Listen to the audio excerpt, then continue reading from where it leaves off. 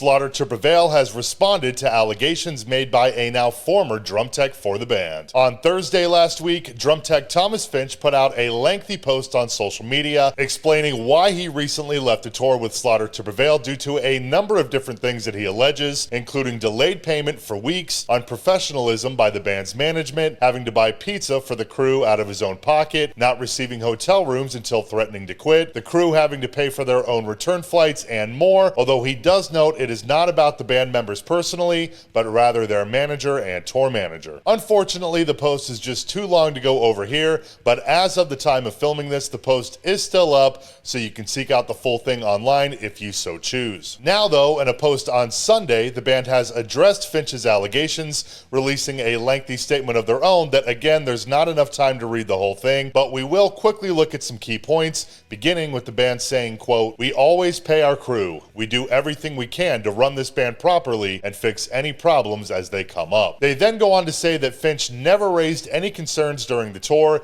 even asking to continue working with them until the day he quit, but as the band then later notes, they already have a full-time drum tech based in Australia, and when these US shows were booked, they were initially intended as one-off festivals, so it didn't make any sense to fly him over. The band then adds that from their perspective, many of Finch's claims are not true, as they say that on the day that the crew bus broke down during a travel day, they had day rooms booked in El Paso, and then the band gave up their personal rooms and had them swapped for twin rooms so that the crew could sleep while the bus was fixed. They also bring up the delayed payment situation, saying that Finch initially provided incorrect banking info, causing the payment to bounce, with Finch ultimately receiving payment then within 2 weeks of the show. They also say that they have conducted a full internal review into crew conditions and, quote, "found no evidence of mistreatment or wrongdoing and have welcomed all advice to make future tours better." The band concludes by saying this will be their only statement on the matter, but they will happily see it through court if Finch wants to continue. Again, those were just a few quick points from the band's post, and you can read the full thing over on their IG.